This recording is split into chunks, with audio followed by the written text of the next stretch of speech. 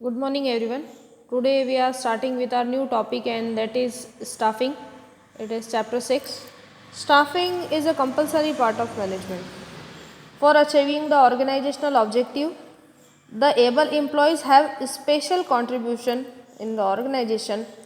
Staffing is appointment of employees at various posts of organization. To appoint the deserved candidate and to maintain on their post continuously is the work of staffing. Every wrong appointment can have a very drastic effect on the enterprise, and staffing should be done after a deep concern and inquiry. देखिए, staffing जो रहता है वो organisation का एक compulsory part होता है। ठीक है, मैंने यही कहा है अभी। और स्टाफिंग जो है वो काफ़ी सोच समझ के की जानी चाहिए, क्योंकि जो एम्प्लॉय रहते हैं वो काफ़ी इम्पॉर्टेंट रोल निभाते हैं ऑर्गेनाइजेशन में। और हर एक एम्प्लॉय का जो कंट्रीब्यूशन है वो स्पेशल कंट्रीब्यूशन होता है किसी भी ऑर्गेनाइजेशन में। स्टाफिंग में क्या होता है कि एम्प्लॉयज़ को अपॉइंट किया जाता है अलग अलग पोस्ट पे। ठीक है, to appoint the deserve candidate and to maintain the post continuously is the working of staffing.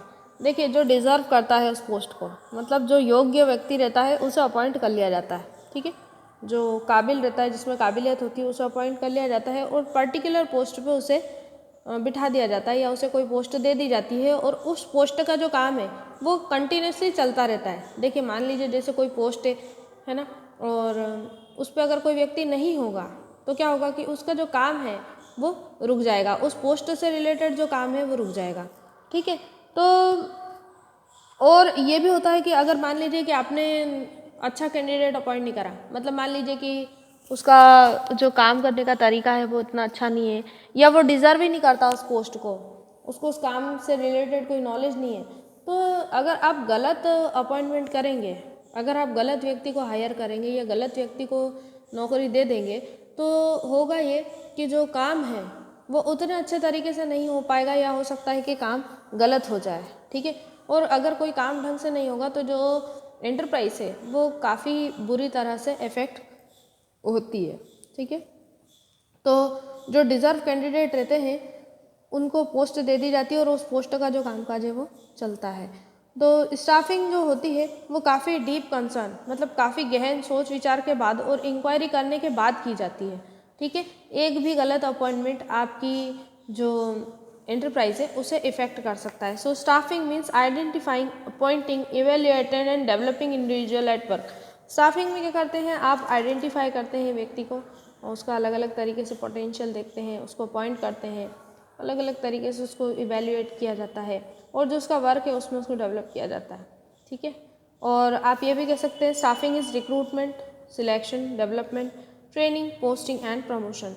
देखिए, रिक्रूटमेंट का मतलब होता है कि जब नियुक्ति वगैरह निकाली जाती है, एग्ज़ाम्स वगैरह होती है, फिर उसे सिलेक्ट किया जाता है, बाद में एम्प्लॉय को डेवलप किया जाता है ना।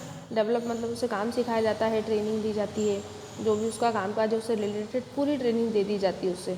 ठीक है, फिर उसको पोस्ट दे दी जाती है, मतलब किस पोस्ट पे वो काम करेगा, और जब वो अच्छा काम करता है कुछ समय के बाद उसे प्रमोशन दे दिया जाता है।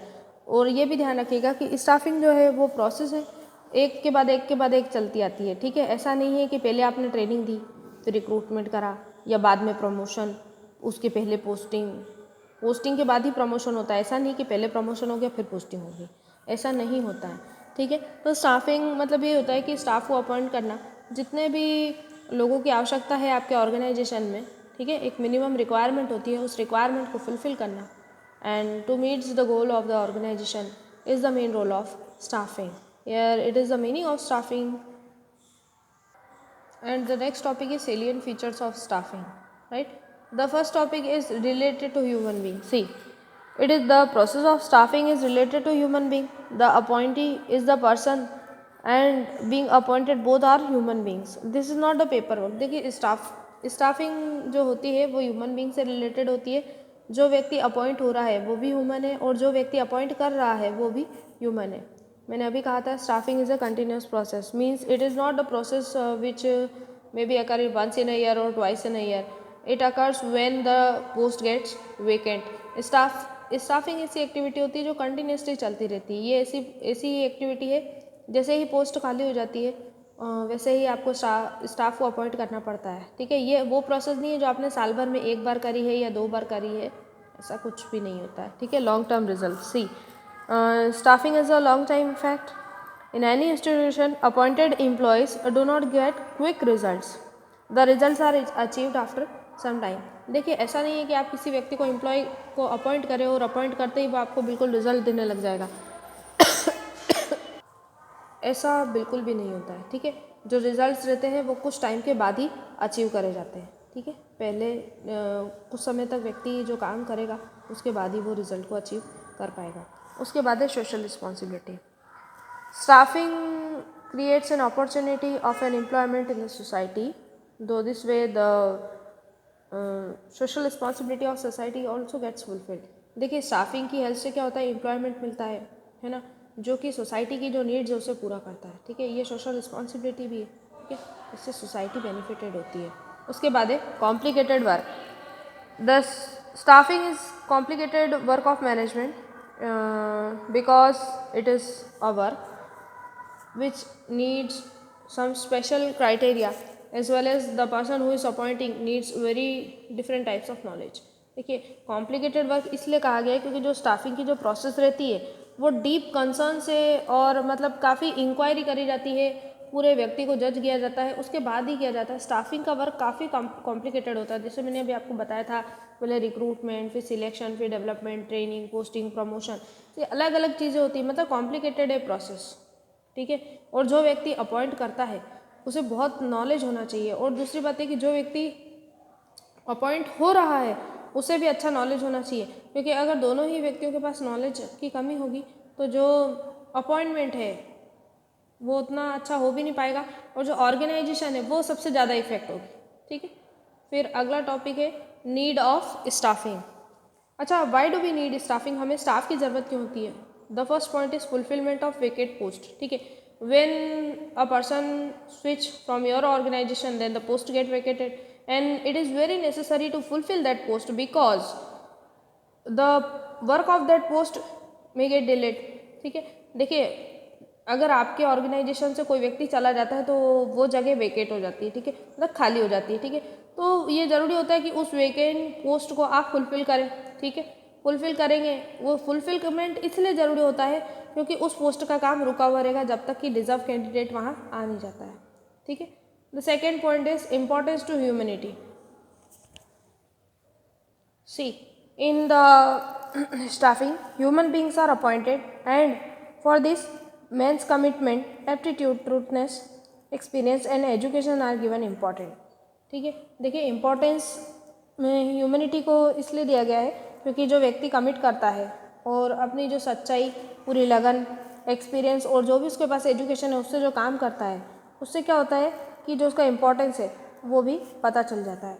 फिर अगला है अवेलेबिलिटी ऑफ नॉलेज। देखिए, in the present time there is too much knowledge available on the human power, therefore staffing should be taken as separate of work management and benefited from him. देखिए, आज की तारीख में बहुत सारा जो knowledge है वो एक मानव गेन कर चुका है, ठीक है। तो स्टाफिंग का जो वर्क है उससे वो एक अलग ही वर्क है, ठीक है।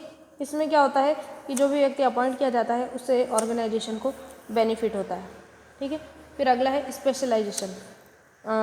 In the enterprise there is another department related to appointment of employees which is called personal departments for taking benefits of its service।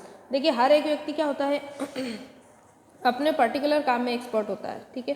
तो ये ईरा जो है ना, ये हमारा स्पेशलाइजेशन का ईरा है, और इसमें क्या होता है कि जो वही एम्प्लॉय को अपॉइंट किया जाता है जिसकी ज़रूरत है, ठीक है। जैसे मान लीजिए कि आपने कोई हॉस्पिटल खोला है और वहाँ पे आप आई स्पेशलिस्ट को अपॉइंट करना चाहते हैं, तो आप उसी तरह के डॉक्टर को अपॉइंट करेंगे जो डॉक्टर आपको चाहिए, ठीक है।